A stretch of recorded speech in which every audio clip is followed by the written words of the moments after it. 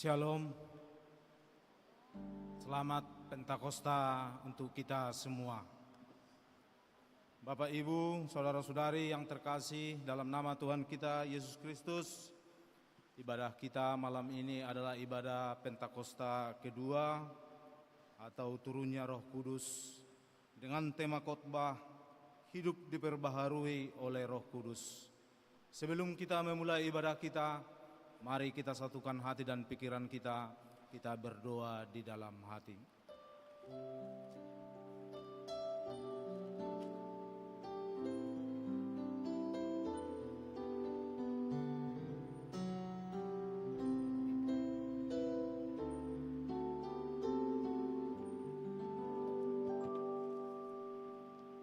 Amin. Kita angkat pujian, kita bernyanyi.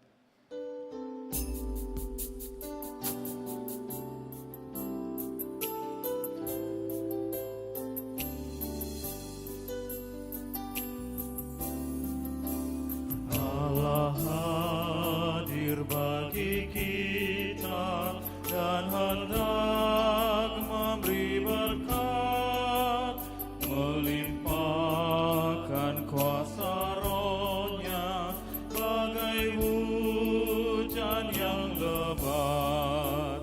Dengan Roh Kudus ya Tuhan, umat-Mu berkatilah, baharui hati kami, oh curahkan kurnia.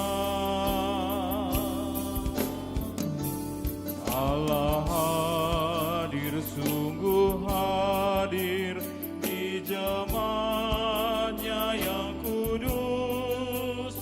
Biar kasih kurnia-Nya menyegarkan kita terus.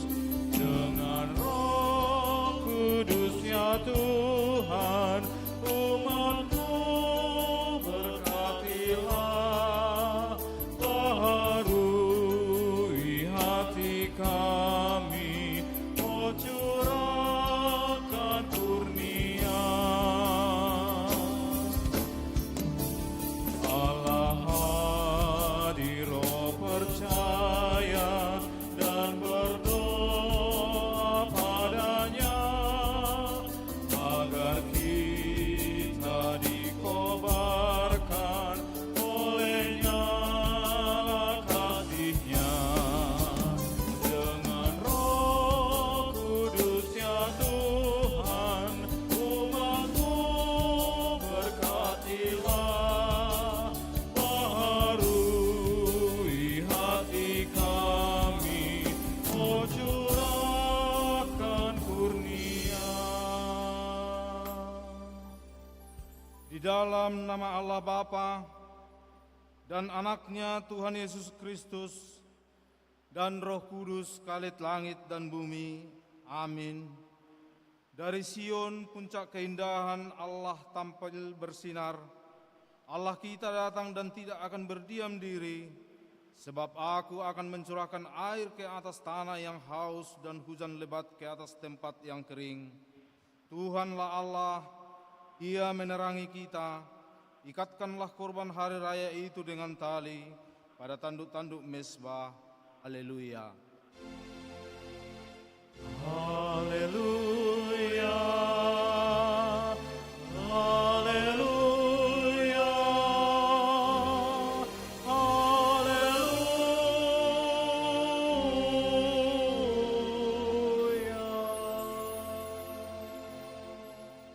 Kita berdoa. Ya Tuhan Yesus, Juru Selamat kami yang Maha Kasih, tidak terukur betapa besar dan dalamnya kasih dan anugerah-Mu kepada kami orang-orang berdosa dan lemah ini. Tanpa jemu-jemunya Engkau menyediakan air kehidupan untuk memuaskan dahaga kami. Tanpa bosan-bosannya Engkau menerima dan mengampuni kami. Engkaulah yang menyembuhkan luka-luka dalam hidup kami dan menyegarkan jiwa kami oleh kelembutan kasih-Mu. Anugerahkanlah Roh-Mu untuk menuntun hidup kami, supaya tidak menyimpang dari jalan kebenaran-Mu, sampai akhirnya kami Engkau perkenankan masuk ke dalam kerajaan-Mu. Amin. Jemaat kami persilahkan duduk kembali. Kita puji Tuhan lewat pengumuman Korina para hari Kamis.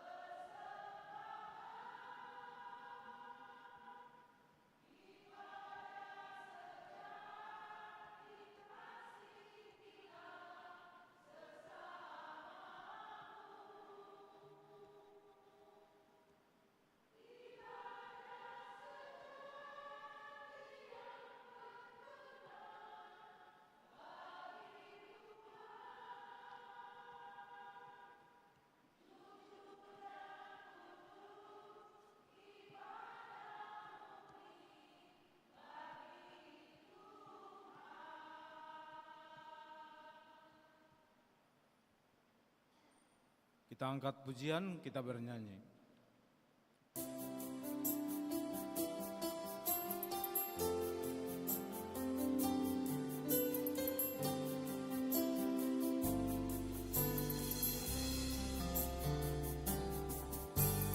Tuhan pimpin anak-Mu agar tidak tersesat, akan jauhlah seteru bila Kau tetap dekat. Tuhan pimpin arus hidup moderat, agar jangan ku sesat, pegang tanganku erat. Hanya di Kau sajalah perlindungan yang teguh, bila hidup menekan, Kau harapanku penuh. Tuhan pimpin arus hidup menderas, agar jangan ku sesat, pegang tanganku erat. Marilah kita mendengarkan firman Tuhan sebagai pendahuluan khotbah pada ibadah kita malam hari ini yang tertulis di Keluaran 23 dimulai dari ayat 1 sampai ayatnya yang ke-5. Seperti biasa kita baca secara bergantian. Demikian firman Tuhan.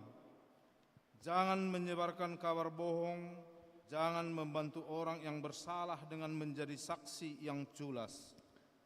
Janganlah engkau turut-turut kebanyakan orang yang melakukan kejahatan, dan dalam pemberian kesaksian mengenai sesuatu perkara, janganlah engkau turut-turut kebanyakan orang membelokkan hukum.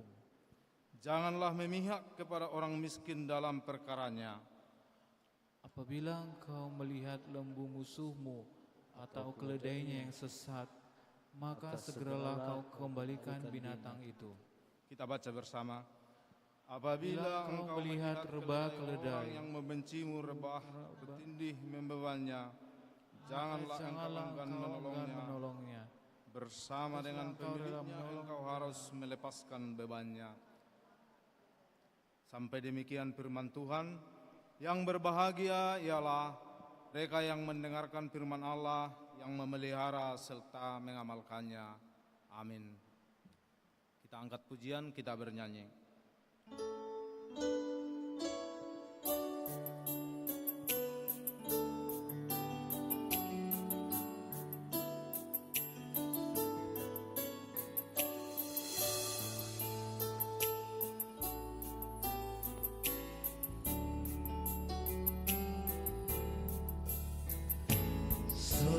Setiamu Tuhanku tiada bertara,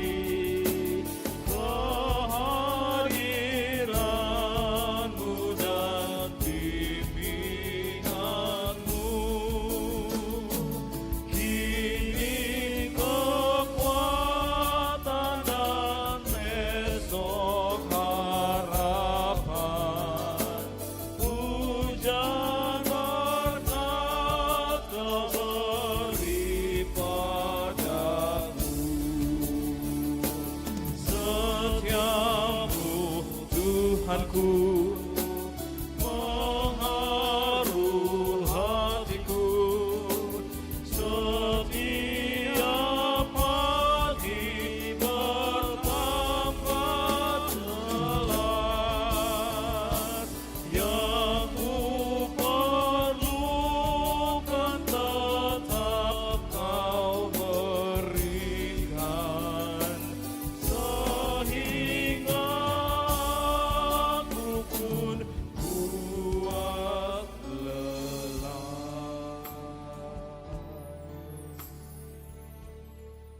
Jemaat yang terkasih dalam nama Tuhan kita Yesus Kristus, di kesempatan ini marilah kita datang ke hadapan Tuhan untuk memohon keampunan dari segala dosa-dosa kita. Kita mulai berdoa di dalam hati.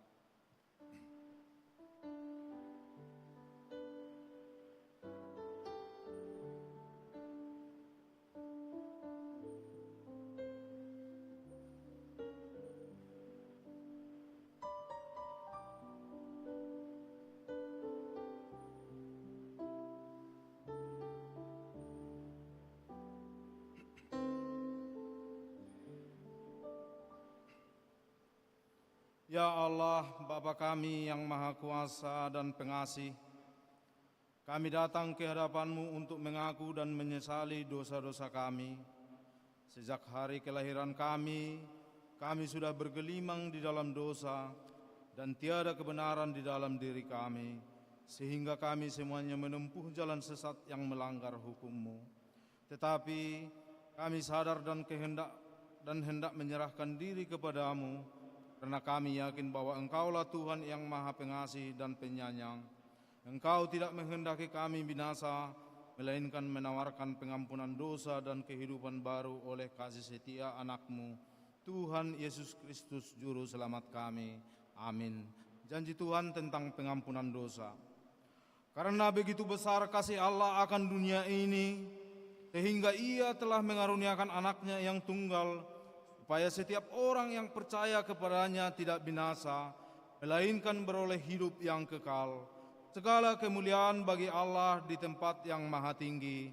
Amin. Jemaat kami persilahkan duduk kembali. Kita angkat pujian syukur kita bernyanyi.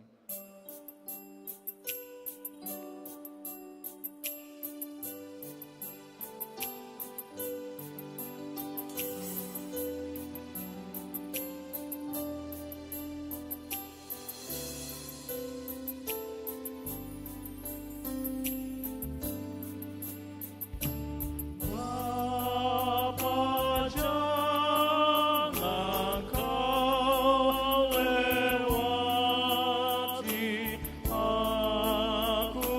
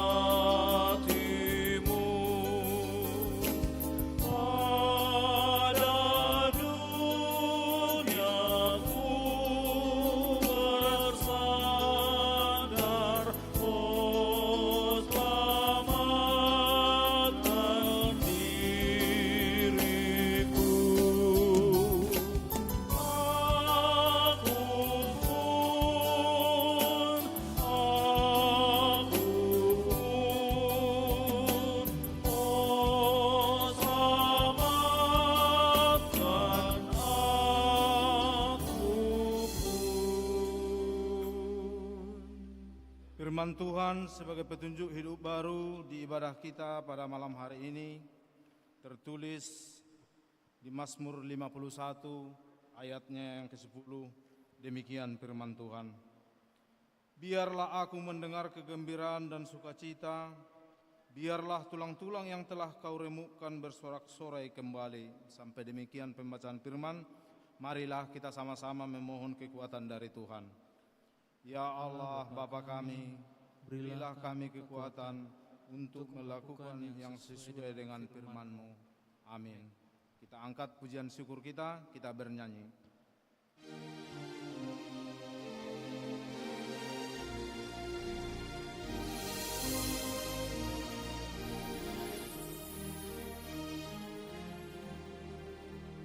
Hingga kini ku selamat dengan kuat yang kau beri. Ku harapkan akan dapat sampai di negeri seri. Yesus cari akan daku, domba bina yang sesat, untuk membela diriku, dipikulnya salib berat.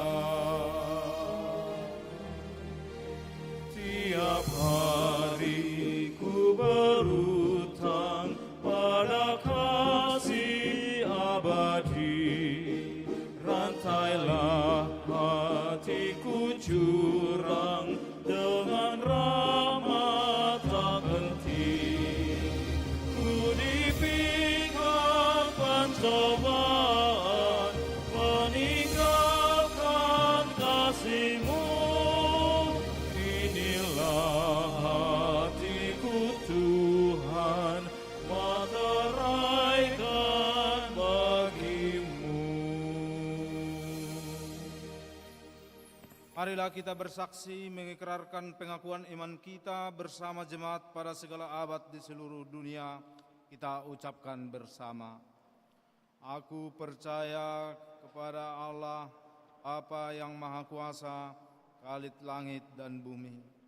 Aku percaya kepada Yesus Kristus, Anaknya yang tunggal Tuhan kita, yang dikandung daripada Roh Kudus, lahir dari anak darah Maria, yang menderita di bawah pemerintahan Pontius Pilatus, disalibkan, mati dan dikuburkan, turun ke dalam kerajaan maut, pada hari ketiga bangkit pula dari antara orang mati, naik ke surga, duduk di sebelah kanan Allah, Bapa yang Maha Kuasa, dan akan datang dari sana untuk menghakimi orang yang hidup dan yang mati.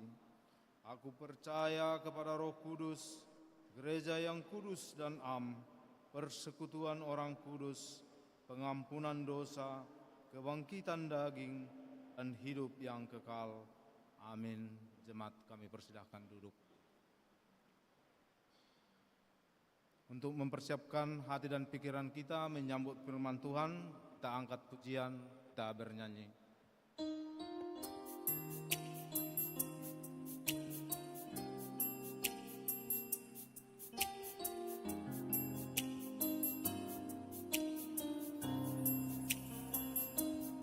O Roh Kudus ilahi, nyalakan api suci di dalam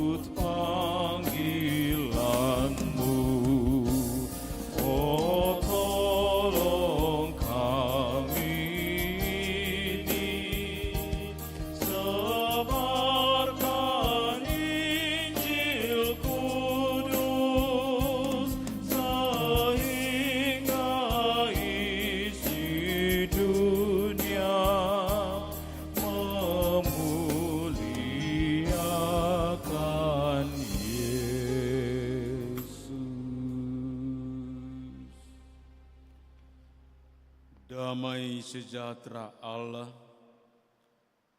yang melampaui segala akal, itulah yang memelihara hati dan pikiranmu di dalam Yesus Kristus Tuhan kita. Amin. Shalom. Bapak, Ibu, dan saudara-saudari yang terkasih di dalam Tuhan Yesus Kristus, di hari Pentakosta yang kedua ini, kita akan mendengarkan firman Tuhan yang tertulis di dalam Titus 3, dimulai dari ayat yang pertama sampai ayat yang ke-8, dengan satu tema dikatakan hidup diperbaharui oleh Roh Kudus. Hidup diperbaharui oleh Roh Kudus. Demikian firman Tuhan, marilah kita mendengarkan, dan saya bacakan dari Alkitab TB2 atau terjemahan baru 2. Demikian firman Tuhan. Ingatkanlah mereka supaya mereka tunduk pada pemerintah dan penguasa, taat dan siap untuk melakukan setiap pekerjaan yang baik. Janganlah mereka memfitnah, hendaklah mereka cinta damai, selalu ramah, dan bersikap lemah lembut terhadap semua orang. Karena dahulu kita juga hidup dalam kebodohan, tidak taat, sesat, menjadi hamba berbagai-bagai nafsu dan keinginan, hidup dalam kejahatan dan kedengkian, keji, saling membenci.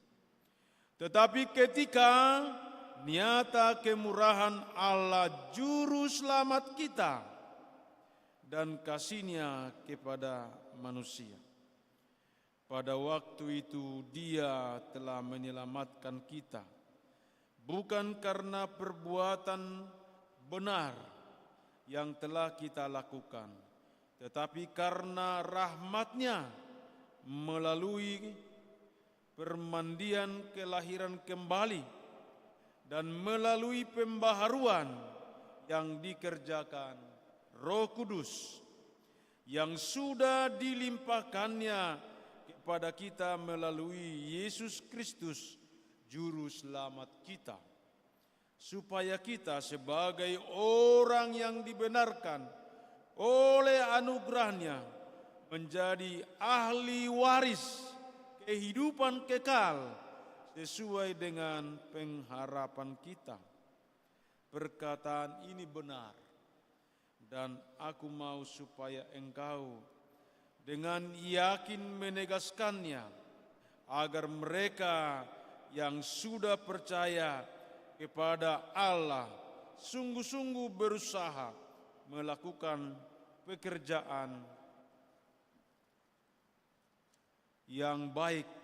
Itulah yang baik dan berguna bagi manusia. Demikian firman Tuhan. Bapak, Ibu, dan saudara-saudari yang terkasih di dalam nama Tuhan Yesus Kristus, sejak dari awal telah dikatakan dan dinyatakan bahwa Roh Kudus hadir memberikan transformasi. Roh Kudus memberi pembaharuan yang begitu radikal dan juga holistik di dalam kehidupan orang-orang percaya. Seperti dikatakan dalam Yohanes 14 ayat 26, Roh Kudus mengajarkan dan mengingatkan setiap orang percaya. transformasi atau pembaharuan yang diakibatkan oleh Roh Kudus yang hadir itu menyangkut soal pengertian, soal pemahaman, soal moral, soal karakter, dan juga soal spiritual. Secara khusus di dalam relasi, komunikasi persekutuan, baik secara vertikal dan juga horizontal. Jadi kalau kita lihat transformasi atau pembaharuan yang dilahirkan oleh hadirnya Roh Kudus di dalam kehidupan setiap orang percaya di tengah-tengah dunia ini, dan sampai sekarang begitu banyak macam-macamnya yang kita lihat. Tapi satu hal kita lihat dikatakan oleh Paulus seperti dikatakan di dalam Galatia 5 ayat 22 sampai 23, dikatakan di situ soal bukti dan indikator bahwa Roh itu telah berkuasa di dalam kehidupan seseorang. Itu dengan jelas dikatakan oleh Paulus di Galatia 5 ayat 22 sampai 23, dikatakan bahwa buah Roh ialah kasih, sukacita, damai sejahtera, kesabaran, kemurahan, kebaikan, kesetiaan, kelemah lembutan, dan penguasaan diri. Kira-kira kenapa Paulus berkata bahwa buah-buah Roh itu yang pertama dimulai dengan kasih dan diakhiri dengan penguasaan diri? Kenapa? Karena memang Allah yang kita sembah, yang datang di dalam Yesus Kristus adalah kasih, yang harus mengasihi satu dengan yang lain. Dan Tuhan berkata, kasihilah Tuhan Allahmu dengan segenap hatimu dan sesamamu seperti dirimu sendiri. Tapi kenapa di akhir daripada buah Roh itu dikatakan penguasaan diri? Memang jika pun bisa kita melakukan semua buah-buah Roh itu dari pertama sampai yang ke-8, tapi kalau tidak ada penguasaan diri, semuanya tidak ada artinya. Penguasaan diri. Kira-kira kalau ditanya sekarang Amang dan Inang, di hari Pentakosta yang kita rayakan mulai semalam sampai malam ini, coba kita renungkan dan tanya diri sendiri, berapalah ada buah Roh sekarang dalam hidup kita, di dalam keluargamu, di dalam pekerjaanmu. Gak usah pala dijawab, jawab dalam hatimu. Adakah 1, 2, atau bisa nomor 1 sampai 8 kita lakukan, tapi nggak ada penguasaan diri? Ada artinya. Iya, jadi betul-betul kita lihat transformasi dan pembaharuan selalu menuju kepada hal-hal yang positif. Hal-hal yang membawa pembaharuan, yang menyangkut kehidupan yang sekarang dan juga kehidupan yang akan datang. Jadi sebenarnya tidak perlu lagi ada kekacauan, tidak perlu ada lagi keributan atau persoalan di tengah-tengah gereja. Karena apa dikatakan? Setiap orang percaya telah dipenuhi oleh kuasa Roh Kudus dan mereka akan hidup di dalam kasih, kesabaran, sukacita, damai sejahtera, kemurahan, kebaikan, kesetiaan, kelemah lembutan, dan penguasaan diri. Tapi realitasnya kita lihat sekarang bagaimana? Tapi yang jelas Tuhan berkata, Dia mencurahkan Roh Kudus ke tengah-tengah dunia ini secara khusus ke dalam kehidupan orang-orang percaya yang dimulai dari murid-muridnya dan juga kepada orang-orang percaya dan secara khusus kepada jemaat GKP Pamen pada saat ini. Dan secara khusus kita lihat di dalam Titus 3 ayat 1 sampai 8, kita dapat melihat dan mengalami akan bukti dan tanda hidup yang telah diperbaharui oleh Roh Kudus.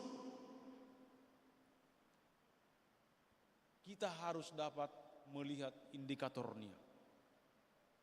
Kita harus dapat melihat dampaknya, efeknya ketika seseorang itu dipenuhi oleh Roh Kudus atau Roh Tuhan itu begitu jelas dinyatakan oleh Paulus kepada Titus di dalam suratnya. Dan dikatakan pada saat ini ada 4 hal yang perlu kita lihat, apa yang menjadi dampak, apa yang menjadi efek, apa yang menjadi pembaharuan yang dinyatakan oleh Roh Kudus kepada orang-orang yang percaya. Jadi tidak hanya merayakan begitu, tapi justru dituntut ada dampaknya, ada efeknya, ada pengaruhnya, bahkan ada buktinya dan tanda bahwa seseorang itu telah dipenuhi oleh Roh Tuhan, Roh Kudus, dan mengalami pembaharuan yang begitu luar biasa. Dalam hal ini dikatakan bagian yang pertama adalah orang yang telah diperbaharui oleh Roh Kudus Tuhan.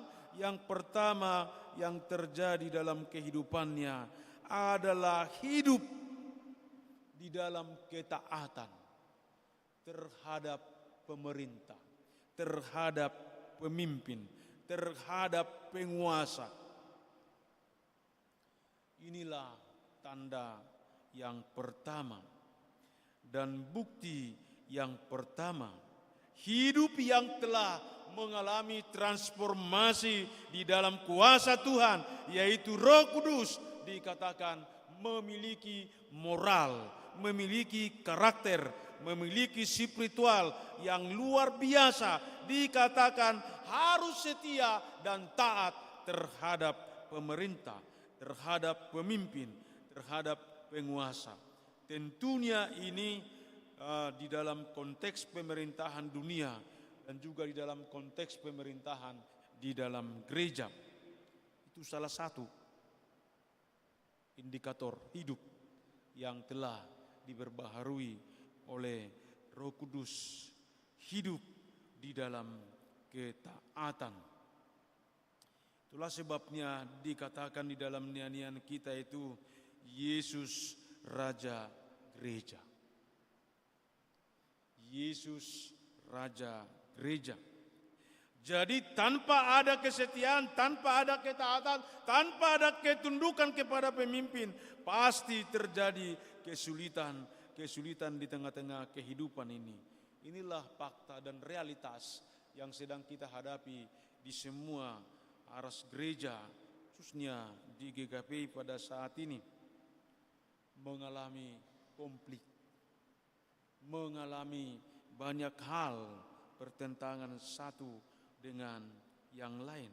Tapi pada saat ini dikatakan bahwa Roh Kudus telah nyata dan hadir dalam kehidupan orang-orang percaya dan juga kita pada saat ini, dan telah dilakukan transformasi. Maka kita dipanggil dan diajak dan dimotivasi, marilah taat kepada Raja Gereja, marilah taat kepada penguasa, dan marilah taat dengan kesetiaan kepada Tuhan di tengah-tengah kehidupan itu. Itu yang pertama. Yang kedua dikatakan setia melakukan segala yang baik. Jadi hidup yang telah ditransformasi oleh Roh Kudus dikatakan pada saat ini harus diwujud nyatakan di tengah-tengah kehidupan ini. Dikatakan setia melakukan segala yang baik. Tidak hanya dikatakan melakukan yang baik hanya pada saat-saat tertentu atau pada momen-momen tertentu atau pada peristiwa-peristiwa tertentu, tapi dikatakan segenap hidup ini dikatakan hendaklah setia melakukan segala yang baik.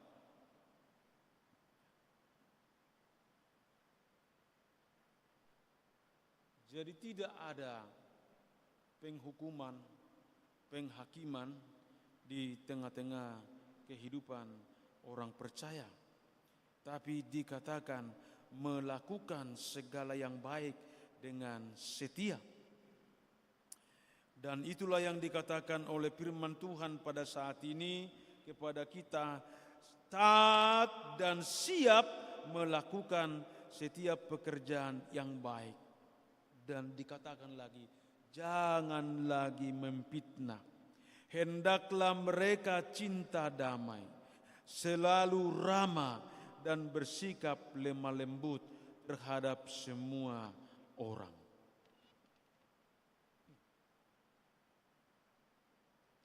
Jadi coba kita cek pada saat ini, kita kira-kira roh apa yang hidup di dalam kehidupan kita.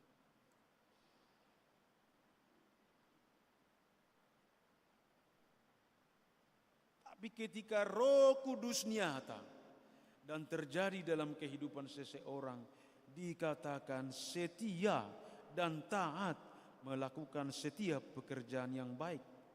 Hidup dalam cinta damai, selalu ramah dan bersikap lemah lembut terhadap semua orang.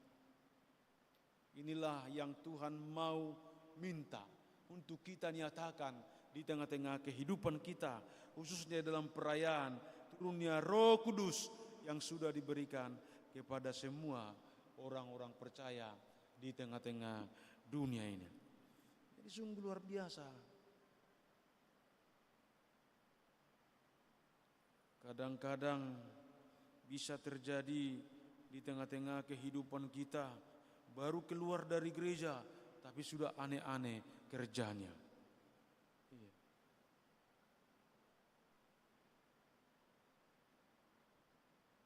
Di beberapa minggu yang lalu,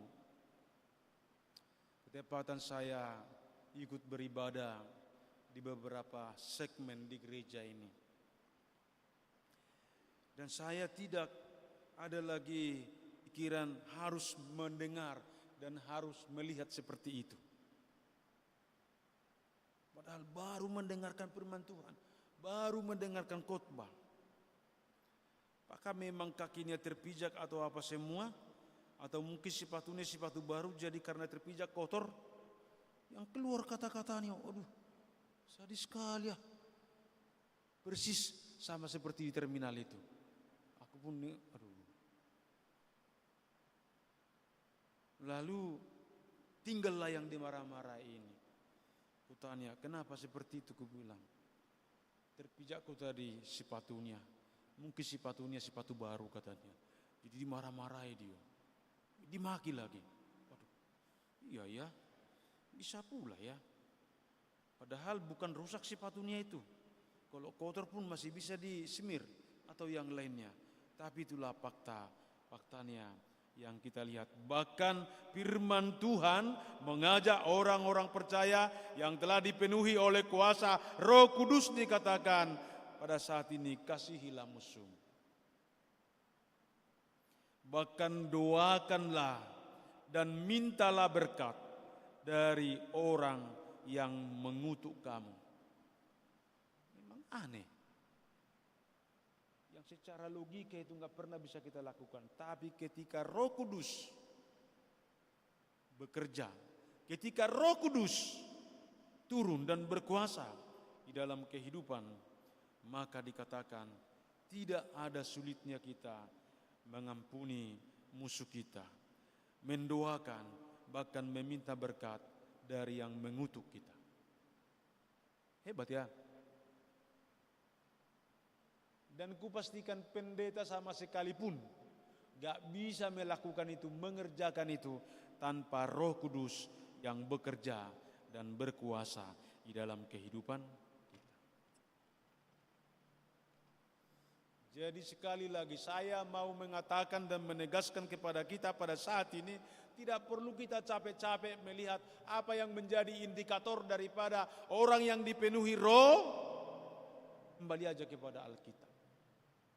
Galatia 5, 22 sampai 23. Dan kemudian dikatakan di sini, yaitu taat dan setia melakukan yang baik di tengah-tengah kehidupan ini. Dan inilah yang sedang terabaikan di tengah-tengah kehidupan sekarang ini. Dan yang ketiga dikatakan kepada kita akan mengalami keselamatan yang pasti. Akan mengalami keselamatan yang pasti.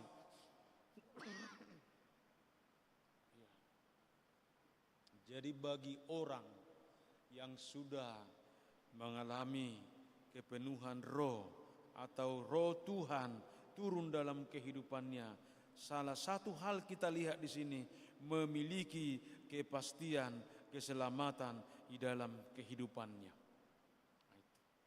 Itu sangat tegas dikatakan oleh firman Tuhan.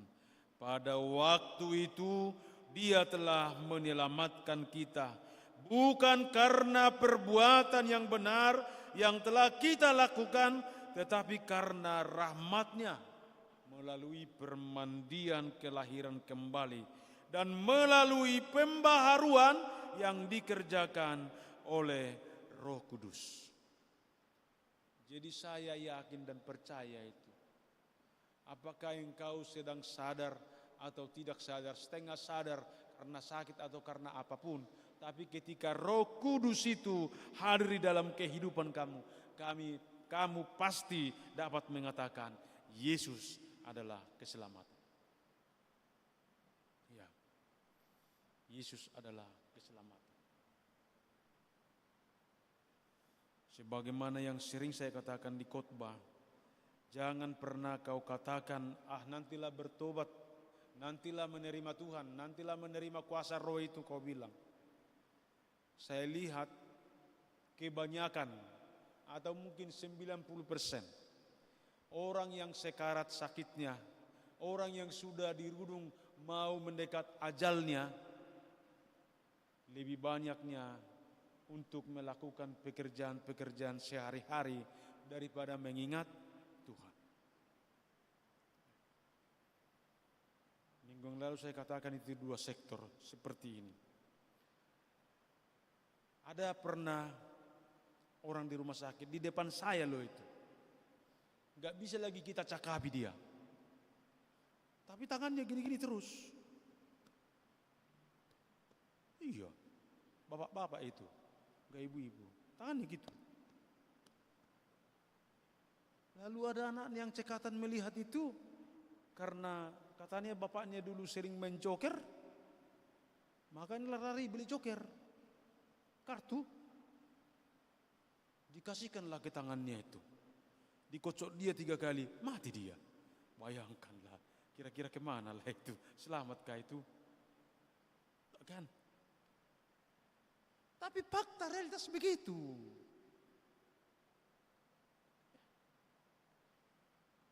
Tapi dikatakan di sini, ketika Roh Kudus nyata dalam kehidupan kita, dikatakan kepada kita dengan pasti ini akan mengalami keselamatan yang daripada Tuhan.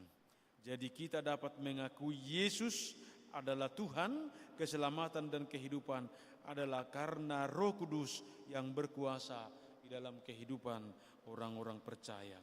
Dan yang terakhir keempat dikatakan adalah ketika Roh Kudus nyata di dalam kehidupan orang-orang percaya.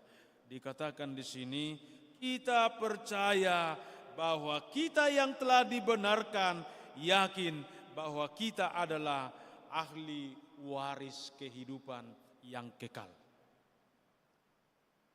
Percaya bahwa kita adalah ahli waris yang kekal dalam kehidupan itu yang Tuhan nyatakan.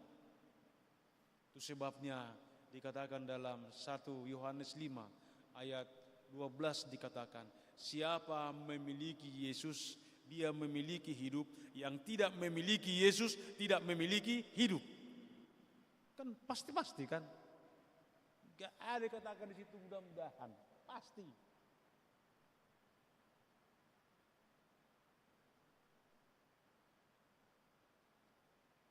Itu dikatakan firman Tuhan kepada kita saat ini. Dan memang sungguh-sungguh dikatakan pada saat ini, setiap sebagai orang yang telah dibenarkan oleh anugerahnya menjadi ahli waris kehidupan yang kekal sesuai dengan pengharapan kita. Ini.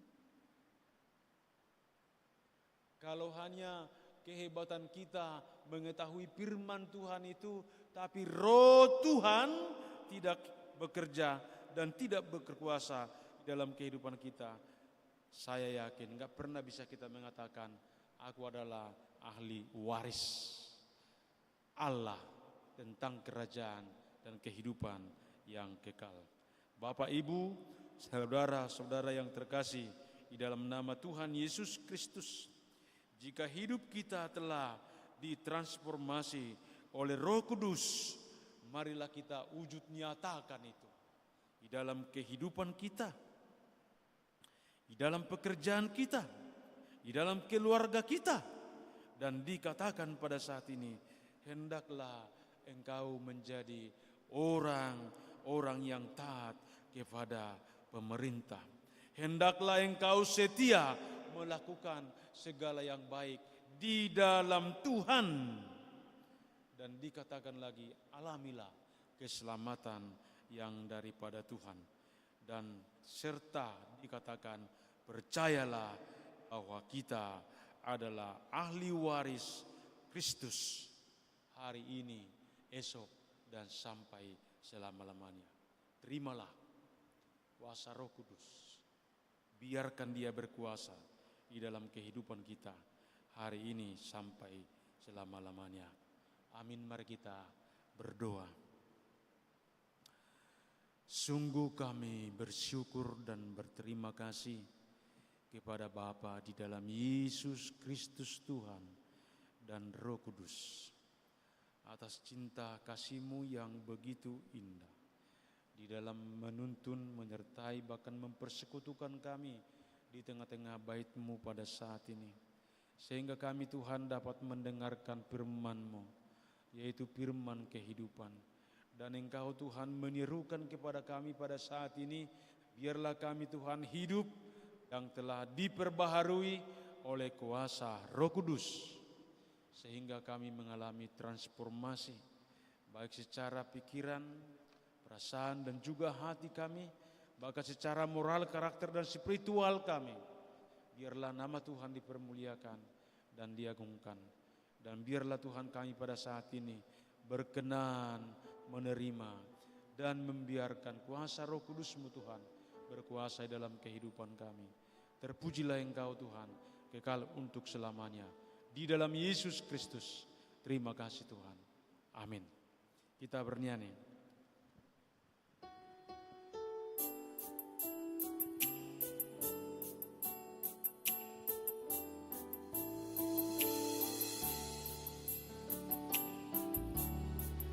Allah mengutus Yesus Tuhanku, Allah mengutus Sang Penebus. Aku selamatlah oleh kasih-Nya, oleh kasih-Nya kepadaku.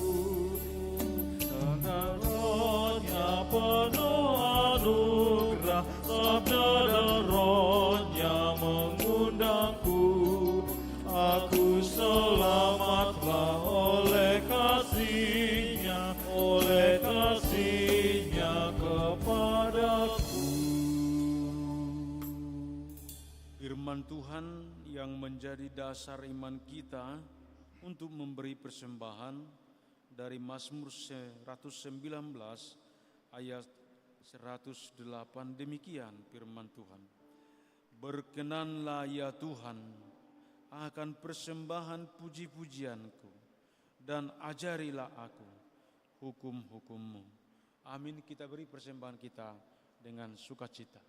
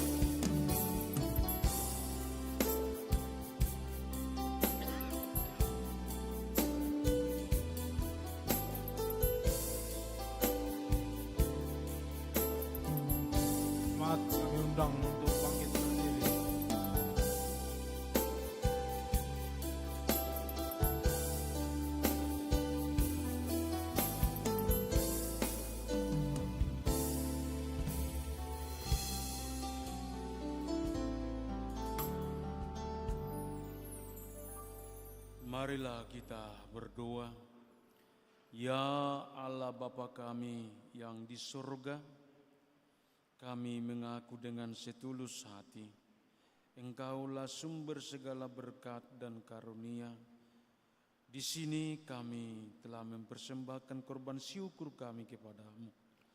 Terimalah persembahan umat-Mu dan berkatilah. Jadikanlah hidup kami jadi persembahan yang berkenan kepadamu. Dan pakailah hidup kami untuk turut menghadirkan tanda-tanda kerajaan-Mu, kasih, keadilan, damai sejahtera, dan sukacita. Bukalah hati kami oleh Roh Kudus-Mu, agar kami senantiasa mengucap syukur kepadamu. Di dalam Yesus Kristus Tuhan kami. Amin. Bawa persembahanmu dalam rumah Tuhan dengan rela hatimu, janganlah jemu. Bawa persembahanmu, bawa dengan suka, bawa persembahanmu, tanda sukacitamu, bawa persembahanmu, ucaplah syukur. Ya Tuhan Allah Bapa kami yang Maha Pengasih dan Penyayang, tidak terkira banyak dan besarnya anugerah-Mu kepada kami orang-orang berdosa. Kami patut merasa malu dan takut kepadamu karena pelanggaran dan pengkhianatan kami. Tetapi Engkau tidak menghukum kami setimpal dengan kesalahan kami. Sebaliknya, Engkau telah mengaruniakan anak-Mu kepada kami untuk menjadi korban perdamaian bagi segala dosa dan kejahatan kami, supaya kami oleh darah-Nya yang kudus boleh datang ke hadapan-Mu dan menyebut-Mu Bapa kami. Ya Tuhan Allah yang Maha Kuasa, bawa dan tetapkanlah hati kami dan batin kami, supaya mulai hari ini sampai seterusnya kami senantiasa berpaut kepada kehendak-Mu. Tanamkan kerinduan dan ketabahan dalam hati kami menurut kehendak-Mu, supaya kami dalam pengorbanan anak-Mu jadi layak turut mengambil bagian dalam hidup persekutuan Roh-Mu. Ya Roh Kudus, Roh penghibur, tolong dan ajarlah kami, supaya kami tambah mengenal dan memahami kasih karunia Tuhan Yesus Kristus untuk kami orang berdosa. Ajarlah kami untuk senantiasa mengarahkan kerinduan dan pengharapan kami hanya kepada Allah di dalam kerajaan-Mu yang tak terbatas itu, yang kekal untuk selama-lamanya. Dengarkan dan sempurnakanlah doa permohonan kami ini, supaya kami di dalam kata-kata dan perbuatan kami senantiasa memancarkan kasih setia yang daripada-Mu kepada isi dunia ini, demi pengorbanan Yesus Kristus, Tuhan dan Juru Selamat kami yang hidup. Amin. Bapa kami yang di sorga, dikuduskanlah nama-Mu, datanglah kerajaan-Mu, jadilah kehendak-Mu di bumi seperti di sorga. Berikanlah kami pada hari ini makanan kami yang secukupnya, dan ampunilah kami akan kesalahan kami, seperti kami juga mengampuni orang yang bersalah kepada kami. Dan janganlah membawa kami ke dalam pencobaan, tetapi lepaskanlah kami dari yang jahat. Karena Kau yang punya kerajaan dan kekuasaan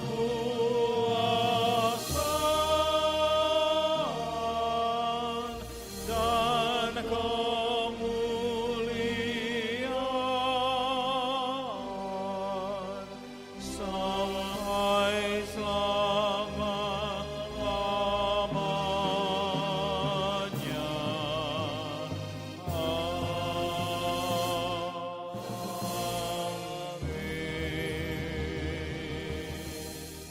pulanglah dengan damai sejahtera dan terima berkat dari Allah Bapa.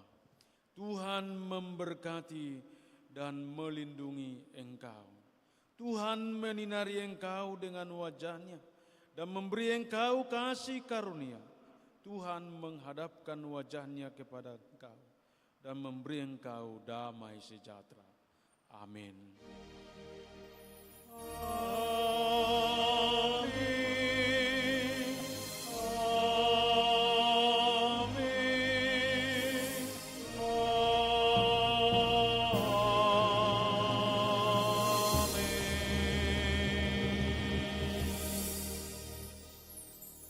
Shalom.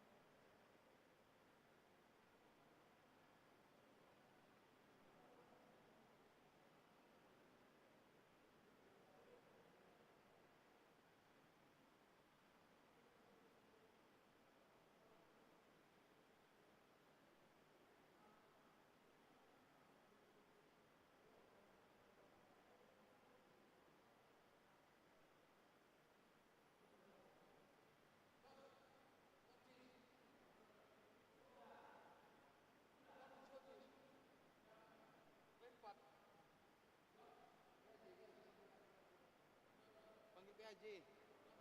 Udah dikasih kau? Udah, orang ini apa? Ayo, udah, ayo. Udah, orang udah. Udah. Ngapain? Ngapain? Iya, udah. Kau wakilan kami semua? Iya. Udah. Kan bilangnya udah, Pak. Abang ya, abang udah? Udah. Jadi bisa dibongkar lah. Bisa dibongkar,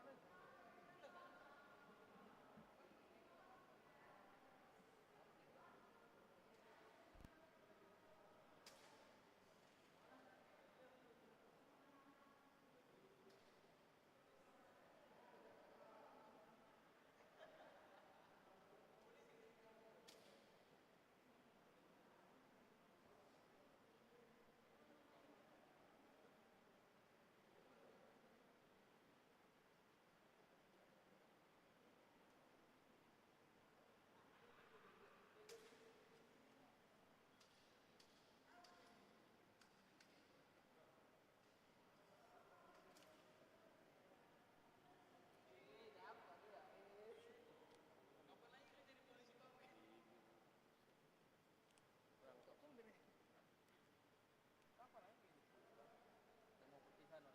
Minta tadi. Jadi ini kan gak acara besar. Ini nggak ada. Nantilah katanya. Bawa ruang sol bawa rumah gue. Gak perlu lagi, ya kan? Perlu lah. Gak disuruh rumah. Jadi urusan kami kalau gak disuruh rumah anjing. Iya betul. Abi. Pau kali.